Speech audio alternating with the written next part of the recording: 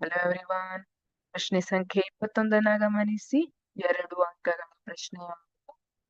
Sodium ಮತ್ತು chlorine ಪರಮಾಣುಗಳ ನಡುವೆ ಅಯಾನಿಕ್ ಬಂಧ ಉಂಟಾಗುವಿಕೆಯನ್ನು ವಿವರಿಸಿ. ಸೋಡಿಯಂ ಮತ್ತೆ ಕ್ಲೋರಿನ್ ಅಯಾನಿಕ್ ಬಂಧವನ್ನ ಉಂಟು ಮಾಡುತ್ತೆ, ಸೋಡಿಯಂ ಕ್ಲೋರೈಡ್ ಅಲ್ವಾ. ಹಾಗಿದ್ರೆ ಅಯಾನಿಕ್ ಬಂಧ ಹೇಗೆ ಉಂಟಾಗತ್ತೆ? ಸೋಡಿಯಂ ಪರಮಾಣು ತನ್ನ ಒಂದು ವೇಲೆನ್ಸ್ ಇಲೆಕ್ಟ್ರಾನ್ ಕಳೆದುಕೊಳ್ಳುತ್ತದೆ ಮತ್ತು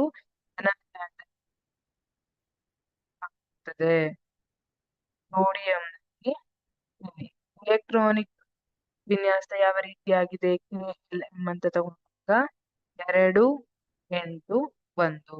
ಇದು ಒಂದು ಎಲೆಕ್ಟ್ರಾನ್ ಅನ್ನ ಕಳ್ಕೊಂಡ್ರೆ ಅಷ್ಟಕ ವಿನ್ಯಾಸವನ್ನ ಹೊಂದುತ್ತದೆ. ಸೋಡಿಯಂ ಏನ್ ಮಾಡುತ್ತೆ? ಒಂದು ಇಲೆಕ್ಟ್ರಾನ್ ಅನ್ನ ಕಳ್ಕೊಳ್ಳುತ್ತೆ, ಹೊರ ಕವಚದಲ್ಲಿರುವಂತಹ ಒಂದು ಎಲೆಕ್ಟ್ರಾನ್ ಅನ್ನ.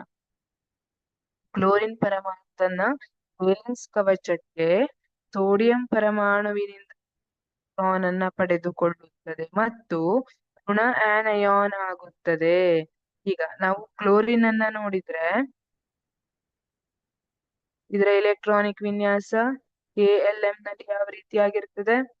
2 8 7. ಇದು ಅಷ್ಟಕ ವಿನ್ಯಾಸವನ್ನ ಹೊಂದಬೇಕು ಅಂದ್ರೆ ಇನ್ನೊಂದು ಎಲೆಕ್ಟ್ರಾನ್ ಅನ್ನ ತಗೊಳ್ಬೇಕು.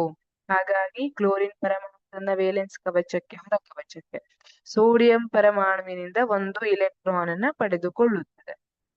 ಈ ಎರಡು ಅಯಾನುಗಳು ವಿರುದ್ಧ ವಿದ್ಯುದಂಶ ಹೊಂದಿದ್ದು ಪರಸ್ಪರ ಆಕರ್ಷಿಸಲ್ಪಡ್ತವೆ.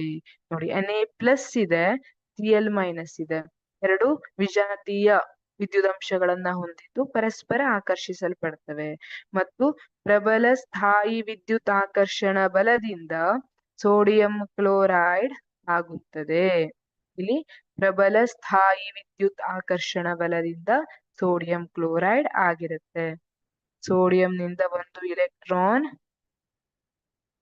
ಕ್ಲೋರಿನ್ಗೆ ಸಿಕ್ಕಿರುತ್ತೆ. ಕ್ಲೋರಿನ್ ಹತ್ರ ಹೊರ ಕವಚದಲ್ಲಿ 7 ಎಲೆಕ್ಟ್ರಾನ್ ಇದೆ, ಸೋಡಿಯಂ ಒಂದು ಎಲೆಕ್ಟ್ರಾನ್ ಅನ್ನ ಕೊಡುತ್ತೆ. Na+ ಆಯ್ತು, Cl 8 ಎಲೆಕ್ಟ್ರಾನ್ಗಳನ್ನ ಹೊಂದುತ್ತೆ. ಅದನ್ನ ಮೈನಸ್ ಇಂದ ಇಂಡಿಕೇಟ್ ಮಾಡಿರ್ತೀವಿ. Thank you.